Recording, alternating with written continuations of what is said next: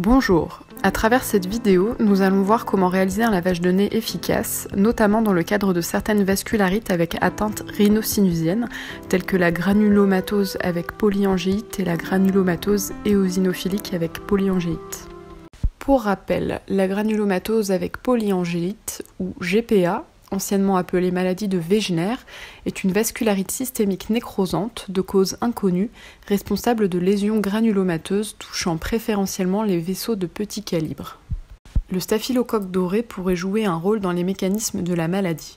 En effet, la colonisation nasale à Staphylococcus aureus est nettement plus élevée chez les patients atteints d'une GPA et serait prédictive d'atteintes ORL plus fréquentes et d'un risque plus élevé de rechute de la maladie.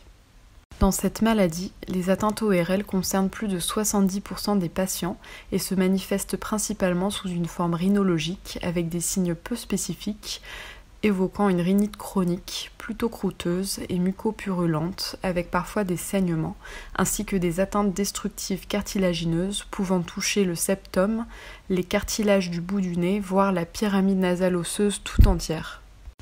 Concernant la granulomatose éosinophilique avec polyangéite, ou GEPA, anciennement appelée maladie de Churg-Strauss, c'est une vascularite systémique granulomateuse dont l'atteinte ORL classique est une rhinosinusite chronique à éosinophile avec développement de polypes dans environ 60% des cas, habituellement sensibles à la corticothérapie et aux immunosuppresseurs qui constituent le traitement de fond. Néanmoins, le traitement incontournable des troubles rhinosinusiens, quelle que soit la pathologie, s'avère être la réalisation de lavages de nez abondants, plusieurs fois par jour, d'une part pour un lavage en profondeur, d'autre part pour lutter contre une certaine forme de chronicité des symptômes dans ces pathologies. Ceci s'explique d'un point de vue anatomique. Le nez est composé de deux fosses nasales séparées par une cloison en cartilage. Elle communique avec plusieurs sinus, les sinus frontaux au niveau de l'os du front, les sinus maxillaires au niveau de l'os de la pommette, les sinus ethmoïdaux composés de petites logettes osseuses entre les deux yeux et les sinus sphénoïdes situés au fond du nez. Ces sinus communiquent avec les fosses nasales grâce à ce que l'on appelle des méas.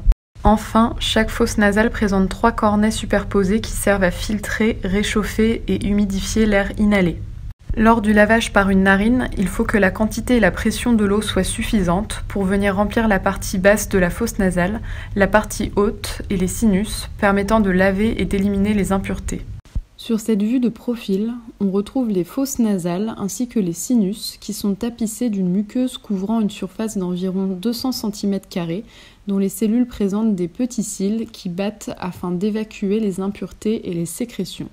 Dans le cadre d'une maladie rhinosinusienne, telles que les atteintes causées par une vascularite, cette muqueuse devient inflammatoire et les cils ne battent plus assez pour permettre l'évacuation naturelle et efficace des impuretés, ce qui empêche la muqueuse d'assurer correctement son rôle de drainage et entraîne une accumulation des sécrétions qui deviennent plus épaisses et créent une obstruction avec des croûtes, des maux de tête, un écoulement et éventuellement une mauvaise odeur ou une perte d'odorat. C'est pourquoi, pour réaliser un lavage efficace, il est indispensable d'utiliser un dispositif permettant un jet d'eau d'un volume et d'une pression importante pour avoir l'effet vague qui viendra emporter et évacuer toutes les impuretés présentes sur son passage. Cette reconstruction scanographique 3D permet de visualiser le chemin emprunté par l'eau lors d'un lavage efficace. L'eau entre par la narine droite, arrive au niveau de la tête du cornet inférieur et progresse en arrière au niveau du cornet moyen sous lequel se trouve le méa moyen, puis continue son chemin jusqu'au fond de la fosse nasale où se trouvent les méas des sinus sphénoïdes. Au fond, l'eau passe de l'autre côté de la cloison nasale afin de prendre le chemin inverse dans la fosse nasale gauche, le long du cornet inférieur jusqu'à ressortir par la narine gauche.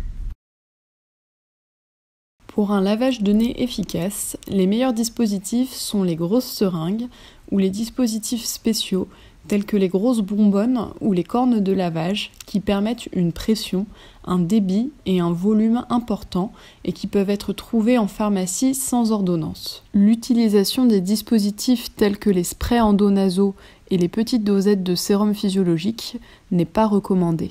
Ici, nous avons décidé d'utiliser une grosse seringue remplie d'un mélange d'eau du robinet, de gros sels non traités, c'est-à-dire sans nitrite, car les nitrites ont un effet irritant sur la muqueuse nasale, et de bicarbonate s'ils sont bien tolérés. Pour ce faire, il faut mélanger 50 centilitres d'eau du robinet tiède avec 2 cuillères à café de gros sel et éventuellement une cuillère à café de bicarbonate jusqu'à obtenir un mélange trouble présentant des dépôts.